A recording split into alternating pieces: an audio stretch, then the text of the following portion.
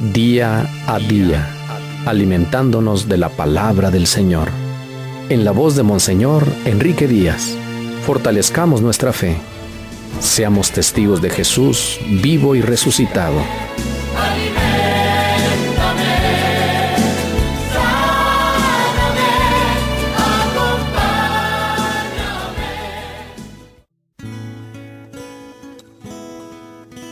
30 de enero. El Señor te bendiga en este día. Escuchemos a San Marcos capítulo 5 versículos del 1 al 20. Después de atravesar el lago de Genesaret, Jesús y sus discípulos llegaron a la otra orilla.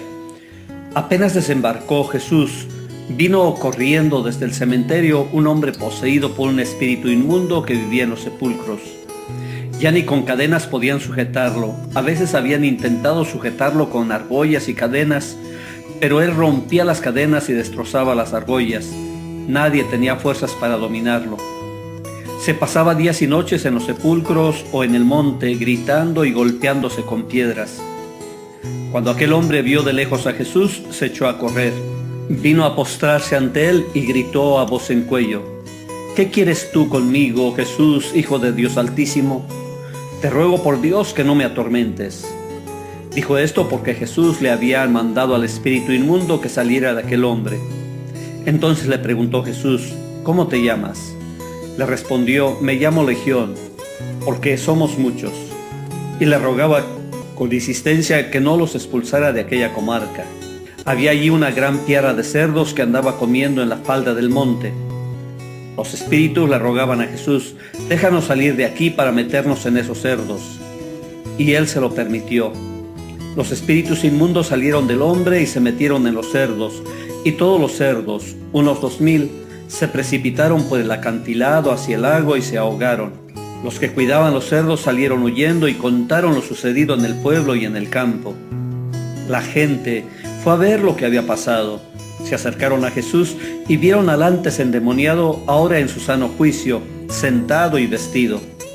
Entonces tuvieron miedo, y los que habían visto todo les contaron lo que había ocurrido al endemoniado y lo de los cerdos. Ellos comenzaron a rogarle a Jesús que se marchara de la comarca. Mientras Jesús se embarcaba, el endemoniado le suplicaba que lo admitiera en su compañía.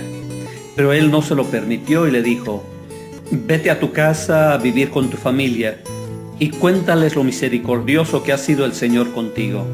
Y aquel hombre se alejó de ahí y se puso a proclamar por la región de Decápolis lo que Jesús había hecho por él. Y todos los que lo oían se admiraban. Palabra del Señor. Hoy nos presenta San Marcos uno de esos relatos que nos dejan cavilando y pensativos. Podemos imaginar la vida de aquel hombre torturado por un demonio. Todo lo destroza, nada lo puede contener. Parecería que tiene libertad en su más grande expresión. Podría decir aquel hombre que él hace lo que quiere y que nada es capaz de atarlo. Sin embargo, actúa impulsado por un demonio, por el mal. Los judíos veían en todas las enfermedades una expresión de la maldad. No sé qué tan válida sea la comparación, pero en este día me ha venido a la mente la situación actual de los jóvenes. No quiero afirmar que están poseídos, ni mucho menos, pero su situación me parece crítica y difícil en medio de la sociedad.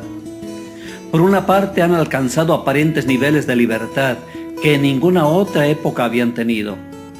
Es difícil que la autoridad, los papás o los maestros puedan someter a los indomables jóvenes que se sienten plenos de libertad. Pero por otra parte, la realidad nos muestra que muchos de estos jóvenes que proclaman su derecho a la libertad se mueven en un campo de sometimiento a los vientos de la modernidad, del capricho, de los bienes materiales, del confort y del conformismo. Se dicen libres y se encuentran atados. Es cierto, hay jóvenes con ideales y que luchan con sinceridad por un mundo más humano y más justo. Pero también es cierto que muchos no hacen nada por lograr al menos su propia realización. Debemos presentarles a ellos a Jesús, joven, entusiasta y dinámico. Ese Jesús es el que ama y entusiasma a los jóvenes de nuestro tiempo. Que el Señor te bendiga en nombre del Padre, del Hijo y del Espíritu Santo.